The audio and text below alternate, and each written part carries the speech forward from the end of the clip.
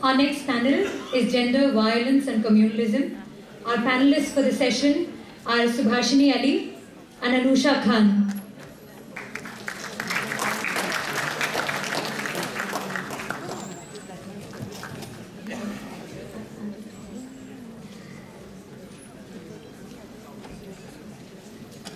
Subhashini Ali is the former president of the All India Democratic Women's Association, IDWA, and currently member of the Politburo of the Communist Party of India, Marxist.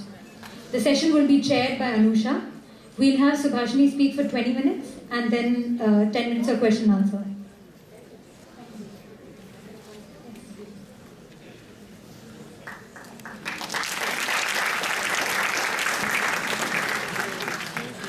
दोस्तों, इस session के साथ बहुत सारे परिवर्तन हुए हैं।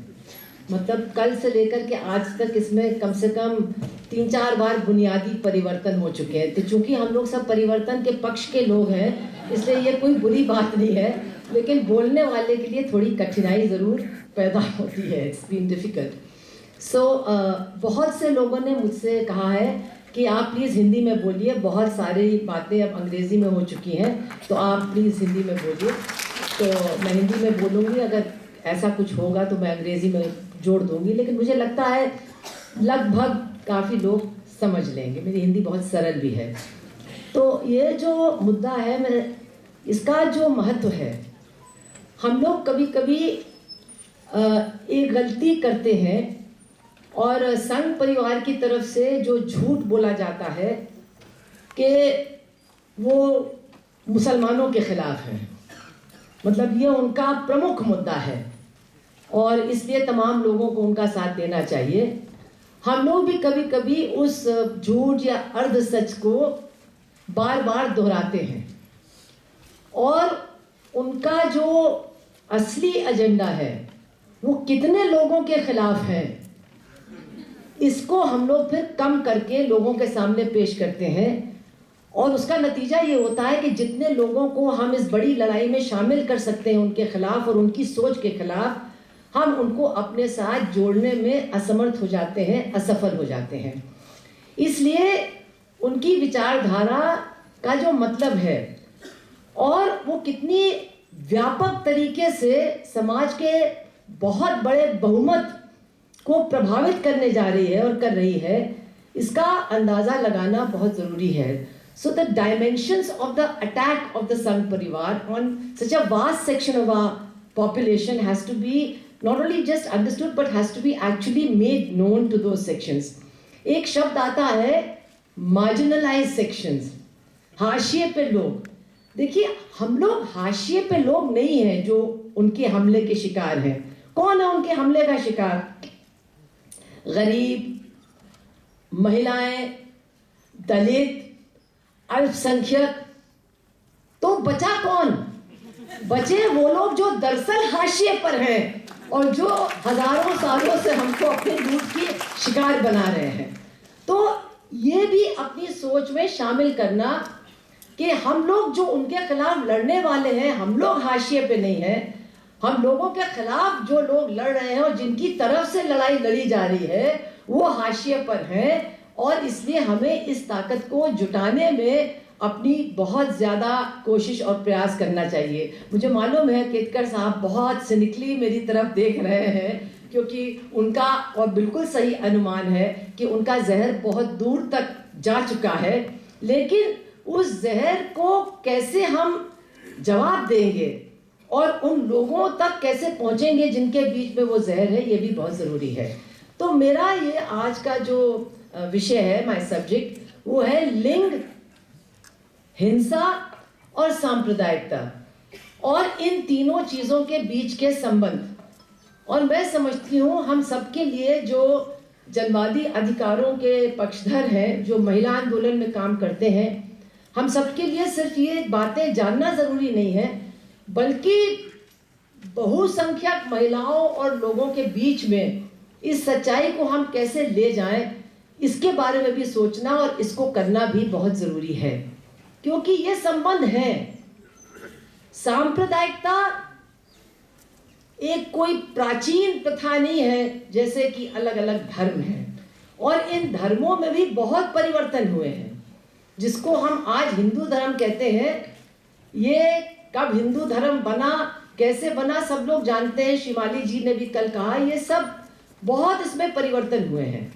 लेकिन जो आधुनिक दौर है, इस आधुनिक दौर में सिर्फ हिंदुस्तान में ही नहीं, बहुत सारे देशों में एक धार्मिक पहचान लोगों के लिए तैयार की, जिसके पीछे जो कारण थे वो राजनीतिक थे। और इस धार्मिक पहचान को तैयार करने में और बड़े बड़े जनता के हिस्सों का ये प्रमुख पहचान, ओवर आर्चिंग आइडेंटिटी बनाने में कई चीजों का इस्तेमाल किया गया। एक चीज थी दूसरों के प्रति नफरत, यानी दूसरे धर्मों के लोगों के प्रति नफरत। खासतौर से हमारे देश में तमाम इतिहास को जोड़ के तोड़ के इस्तेमाल करके मुसलमानों के खिलाफ नफरत करके एक हिंदू धार्मिक प्रचार बहुसंख्यक समाज के ऊपर उड़ा देना, to make many identities subsumed by Hindu identity। इस काम को सिर्फ संघ परिवार के लोगों ने नहीं शुरू किया। ये अगर हम आधुनिक भारत के दौर को देखें तो बहुत से लोग जो अंग्रेजों के खिलाफ लड़ रहे थे अलग अलग तरीकों से, उन्होंने भी एक हिंदू राष्ट्रवाद को सोचा और उसके निर्माण में लगे, क्योंकि उनको लगा कि एक प्राचीन भारत की गौरवमय परंपराओं को लोगों को सामने प्रस्तुत करते हुए अंग्रेजों के खिलाफ लड़ने का एक जबरदस्त जज्बा पैदा किया जा सकता है। और इसमें तमाम तरह के लोग थे। हमारे महाराष्ट्र में बहुत बड़े साम्राज्यवाद विरोधी, अभी उनका जिक्र भी हुआ, सेडिशन का केस उन पर चला। लेकिन निश्चित तौर पर लोकमान्य तिलक भी इस धार्मिक पहचान और इस हिंदू राष्ट्रवाद के पक्षधर थे। और ये कोई संयोग की बात नहीं कि वो महिलाओं के अधिकार के बहुत जबरदस्त दुश्मन भी थे। अगर आप उनके विचार पढ़िए एज ऑफ कंसेंट के डिबेट में और महिलाओं के अधिकारों के संबंध में, मतलब एक इन तमाम लोगों की तरफ से प्रचार होता था कि ये जो महिलाओं के समानता की बात है, ये भी एक साम्राज्यवादी साजिश है हमारे देश और हमारे समाज और हमारी परंपराओं को पूरी तरह से भ्रष्ट करने का। तो इसलिए मेरा कहने का मतलब ये है कि फिर वही बात आती है कि राष्ट्रवाद पर तमाम प्रश्न चिन्ह लगाने की जरूरत, और ये समझना कि ये जो एक धार्मिक पहचान को मजबूत करने का प्रयास हमारे देश में चला, उसका एक जुड़ाव राष्ट्रीय आंदोलन के साथ भी था। इसको करने वाले लोग कुछ बंगाल के क्रांतिकारी भी थे जो हथियार बंद क्रांति की भी बात करते थे, लेकिन वो भी एक हिंदू राष्ट्रवाद और एक पुनरुत्थानवाद, रिवाइवलिज्म की बात को लोगों के सामने प्रस्तुत करते थे। इसमें आर्य समाज के लोग भी थे, इसमें हिंदू महासभा के लोग भी थे, और इनमें से बहुत सारे लोग कांग्रेस में भी थे, स्वतंत्रता संग्राम में भी थे। तो ये एक दिशा थी हमारे स्वतंत्रता संग्राम के अंतर्गत। और ये कमजोर तब पड़ी जब गांधी जी के आने के बाद और तमाम जो वर्गीय संघर्ष राष्ट्रीय आंदोलन में जुड़े, तो ये जो धारा थी ये कुछ फीकी पड़ी। मैं बहुत डिटेल में नहीं जा सकती हूँ, लेकिन ये कुछ चीजें हैं जो हमको याद करनी चाहिए। और इसलिए जब एक तरह की धार्मिक पहचान तैयार हो रही थी और उसको राष्ट्रवाद का नाम भी दिया जा रहा था, तो निश्चित तौर पर एक दूसरी तरह की धार्मिक पहचान पर भी दूसरे धर्म को मानने के लोगों ने जोर दिया, और उसमें भी जो पुरुष प्रधानता की नीति है वो और भी ज्यादा जबरदस्त तरीके से उस समुदाय के ऊपर भी लागू हुआ, जैसा कि हिंदू समाज में हो रहा था। The strengthening of patriarchal norms within communities certainly accompany this whole process of creation of religious identities, mobilization of religious identities, on which now this phenomenon of communalism is based, and obviously this also resulted in violence.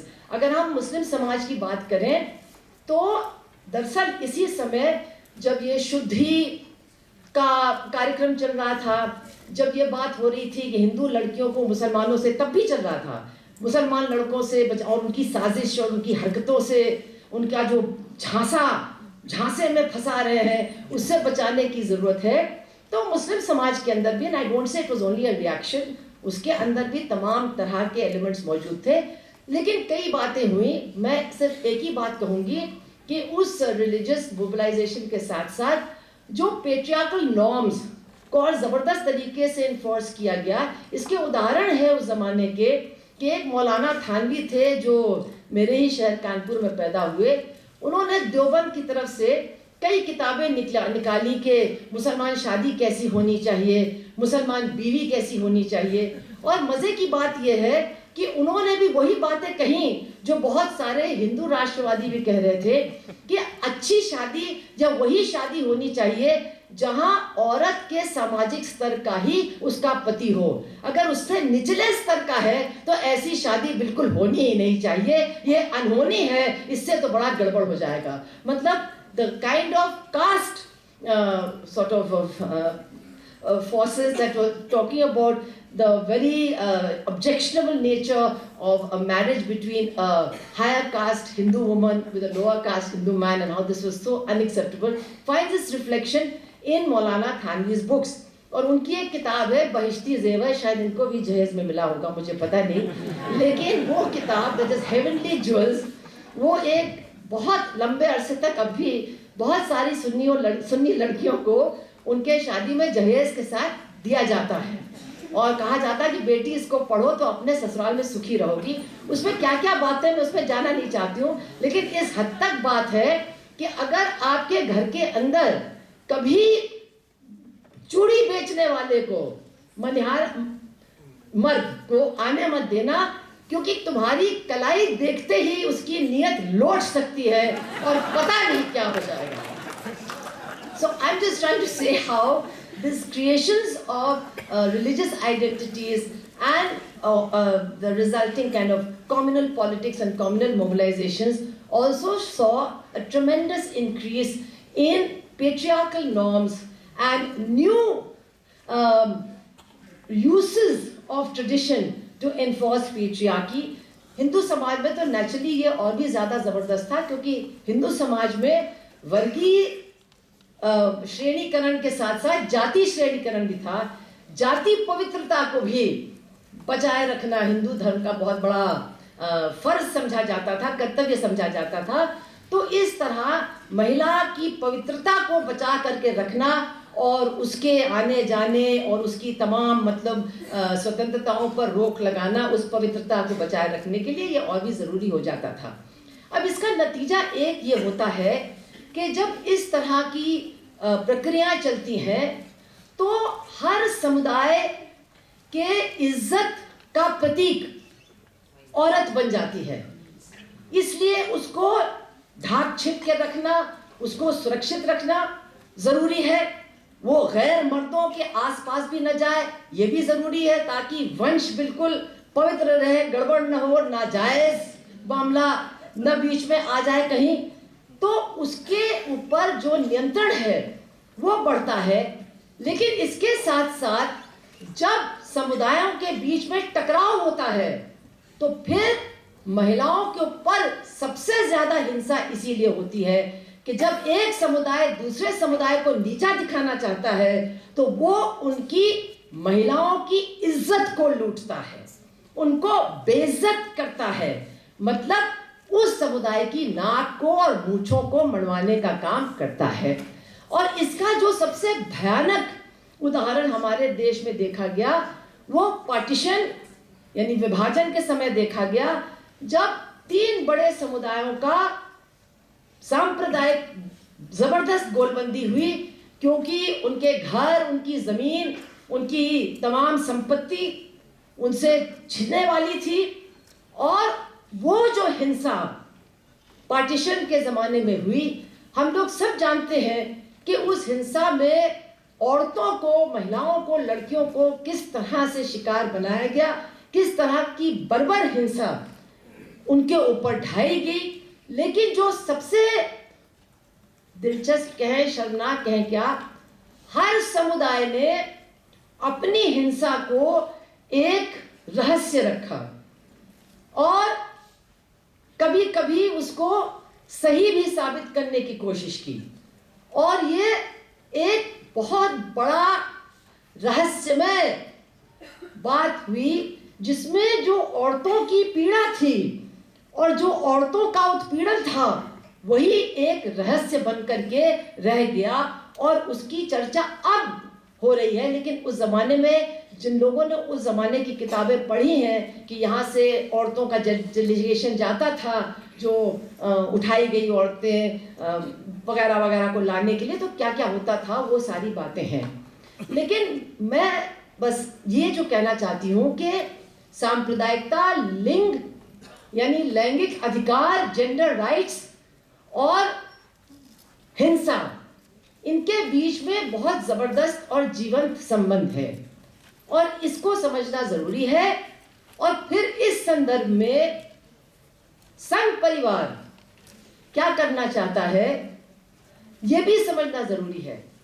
अब ऐसा नहीं है कि संघ परिवार केवल मुस्लिम औरतों के ऊपर हमला करवाना चाहता है, ऐसा नहीं है कि संघ परिवार सिर्फ मुस्लिम औरतों को हिंसा का निशाना बनाना चाहता है। वो है, जब दंगा होता है हम लोग सब जानते हैं क्या हुआ, हम लोग जानते हैं मुजफ्फरनगर में क्या हुआ, हम लोग जानते हैं बंबई में, सूरत में, गुजरात में क्या हुआ।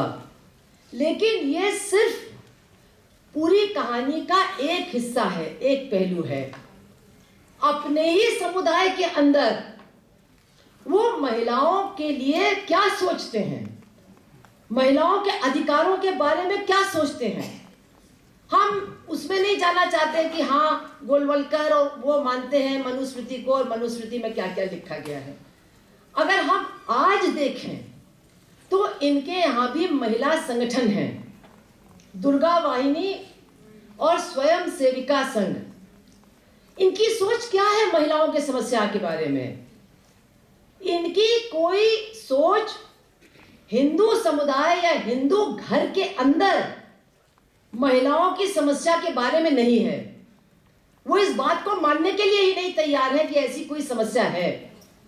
वो जो घरेलू हिंसा है उसके बारे में चिंतित नहीं है, वो जो औरतों का उत्पीड़न होता है उसके बारे में चिंतित नहीं है, बल्कि वो वही बातें दोहराते हैं जो सर्ग संचालक और दूसरे लोग कहते हैं कि ये तो औरतें जब पाश्चात्य यानी वेस्टर्न कल्चर, पाश्चात्य की संस्कृति की बातों को अपनाती हैं और समानता के बारे में सोचने लगती हैं, अपने अधिकारों के बारे में सोचने लगती हैं, तभी घर में मारपीट होती है, तभी घर में कलह होती है। इसलिए उनको इन चीज़ों से दूर रहना चाहिए और हमारे अपने देश की जो हिंदू महिलाओं की परंपराएं हैं उन्हीं का अनुसरण करके अपने घर में सुखी रहना चाहिए।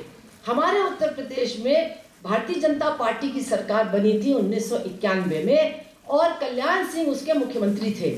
उस जमाने में समाज शास्त्र की पाठ्यक्रम यानी सिलेबस की किताब में एक छोटी सी बात जोड़ दी गई।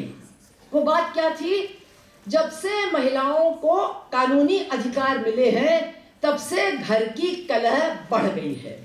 Ever since women, this was a sentence added to the social sciences textbook in Uttar Pradesh when Kalyan Singh became the chief minister, that ever since women have received legal rights, domestic discord has increased.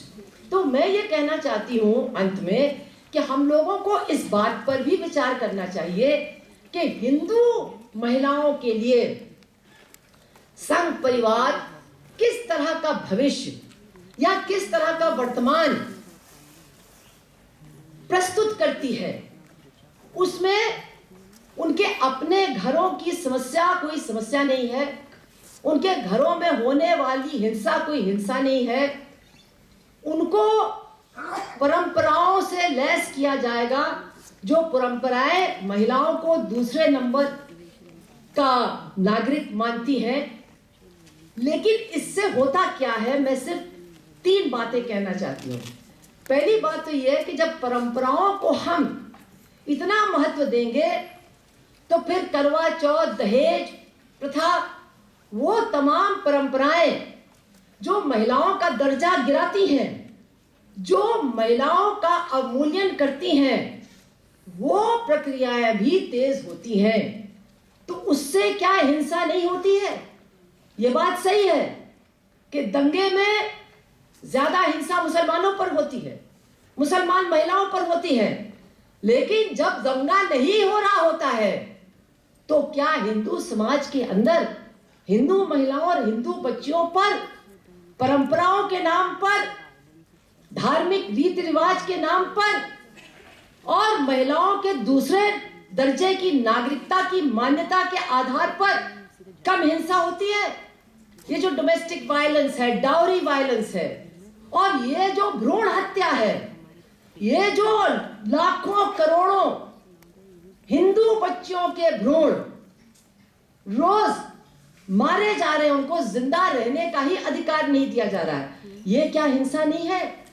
तो इन सारी चीजों को हमें संदर्भ में देखना होगा कि ये क्यों हो रहा है, कैसे हो रहा है, और कौन सी वो विचारधाराएं हैं जो उन मान्यताओं को बढ़ावा देती हैं, जो इस तरह की हिंसा को और बढ़ाते हैं। और इसमें निश्चित तौर पर जो इज्जत के नाम पर हत्याएं हो रही हैं, वो भी एक बहुत बड़ी हिंसा है। मैं लव जिहाद और उन चीजों में नहीं जाऊंगी, आप लोग सब उनके बारे में जानते हैं, उसके पीछे क्या विचारधारा है। जो नाटसी जर्मनी थी, उसमें जो जूइश लड़कों की साजिश के बारे में कहा जाता था कि वो कैसे गोरे आर्य वंश को प्रदूषित करना चाहते हैं, बिल्कुल वही शब्दावली इस्तेमाल की जाती है कि इस तरह से हिंदू वंश को मुसलमान लड़के प्रदूषित करना चाहते हैं, वगैरह वगैरह, वो भी वायलेंस। लेकिन जो मैं आखिरी बात कहना चाहती हूँ कि यह सब कुछ एक संदर्भ में हो रहा है। निश्चित तौर पर हिंदुत्ववादी ताकतों का जो इतना बड़ा विस्तार हुआ है, वो एक पिछले 15-20 सालों के अंदर बहुत तेजी से हुआ है। और हम समझते हैं कि जो नव उदारवादी नीतियों को हमारे देश में लागू किया गया, जिन नव उदारवादी नीतियों का बहुत से लोग उनकी प्रशंसा करते हैं, लेकिन वो भी मानते हैं कि इन नव उदारवादी नीतियों ने, न्यू लिबरलिज्म की पॉलिसीज ने सिर्फ हमारे देश में नहीं बल्कि पूरी दुनिया में असमानताओं को बढ़ाने का काम किया है। और वो असमानताएं, वो इनइक्वालिटीज केवल गरीब और अमीर के बीच की नहीं है, वो लैंगिक असमानताएं भी हैं, वो सामाजिक असमानताएं भी हैं। और मैं ये कहूंगी कि इन असमानताओं को बढ़ाना आज के पूंजीवाद की जरूरत है। अगर ये असमानताएं नहीं बढ़ेंगी तो जो खेत में करने वाला मजदूर है वो गाली खाकर कम पैसों में काम नहीं करेगा। और आज जो सरकार हट रही है सार्वजनिक क्षेत्र से, शिक्षा से, स्वास्थ्य से, तमाम चीजों से, और अपना सारा बोझा महिलाओं जो घर में रहती हैं उनके ऊपर डाल रही है, और कम पैसे में काम करने वाली आंगनवाड़ी, आशा, तमाम लाखों परियोजना में काम करने वाली महिलाएं, जिनको आज तनख्वाह भी नहीं मिलती है, उनको पारिश्रमिक मिलती है, क्योंकि जैसे घर में काम वाली औरत को अपनी मजदूरी की बात नहीं करनी चाहिए, वैसे इस तरह का काम घर के बाहर करने वाली औरतों को भी, अगर वो सच्ची औरतें हैं, अगर वो करवा चौथ रखने वाली औरतें हैं, अगर वो समाज में अपनी स्थिति को समझने और उस पर गर्व करने वाली औरतें हैं, तो उनको भी पैसों की बात नहीं करनी चाहिए। अरे उनको सेवा करने का मौका दिया जा रहा है, उनको देश को आगे बढ़ाने का मौका दिया जा रहा है, ये क्या कम है? इसलिए जो कुछ संघ परिवार कर रहा है वो एक वैक्यूम में नहीं कर रहा है, वो कर रहा है और उसको पोस रहा है, उसको आगे बढ़ाने का काम कर रहा है पूरा हमारा कॉर्पोरेट सेक्टर, जो चाहता है, बाकी वो कुछ चाहते हो या ना चाहते हो, लेकिन ये जरूर चाहते हैं कि भारत के गरीब लोग कम पैसों में काम करें और कम पैसों में काम करना स्वीकार करें, अपने शोषण के खिलाफ उफ भी न बोले, अपने उत्पीड़न के खिलाफ उफ भी न बोले, यानी तमाम कमाने वाले लोग सीता और सावित्री की तरह अपने भाग्य को खुशी खुशी अपनाने का काम करें। इसलिए मैं आप अपनी बात को समाप्त करते हुए आपसे सिर्फ इतना कहना चाहती हूँ कि जो संघ परिवार की सांप्रदायिकता है, उसका जो हमला दूसरे धर्मों पर है, दूसरे धर्मों के लोगों पर है, वो एक हमारे लिए बड़ा मुद्दा है, वो हमारी लड़ाई का बड़ा मुद्दा है। लेकिन कभी मत भूलिए कि उससे बड़ा हमला उनका हमारे देश में जो तथाकथित बहुसंख्यक समाज है उसके विभिन्न हिस्सों पर है, जो दलित जात के लोग हैं, जो पिछड़ी जात के लोग हैं और जो महिलाएं हैं, जो मिल करके इस देश की कम से कम 75% आबादी है, उन सब के ऊपर उनकी विचारधारा का जबरदस्त हमला है। इसका हमें सामना करना पड़ेगा। हम सही तरीके से सामना करेंगे तो इस लड़ाई में तमाम नए लड़ने वाले लोग भी हमको मिलेंगे। आप सबका बहुत बहुत धन्यवाद।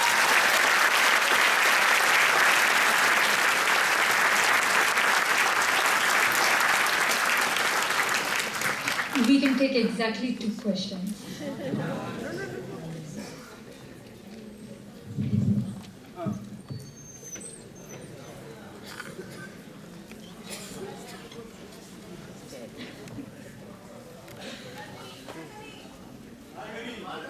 हाँ, एक नीचे लिया जाएगा, एक जी आप एक आदमी तो शुरू करें।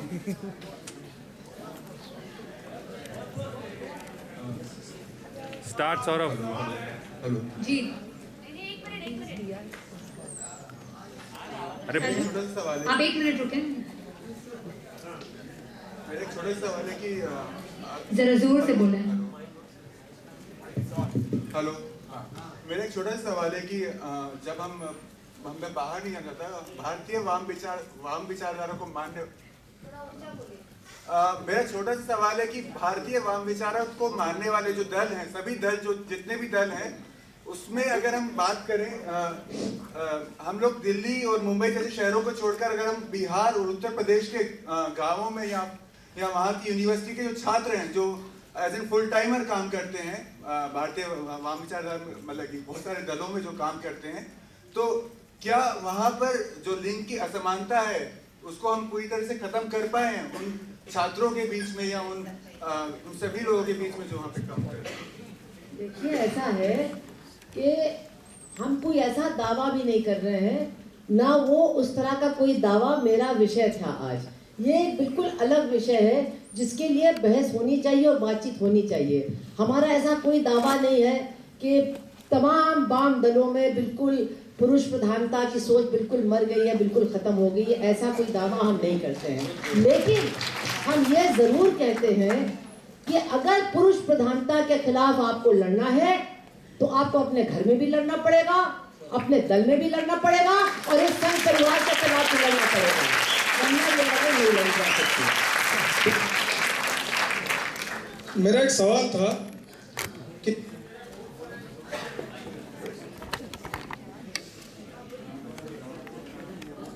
कहिए ना।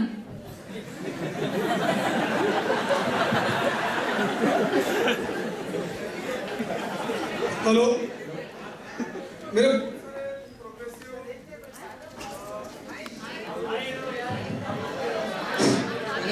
My name is Abdul Manan Hassani.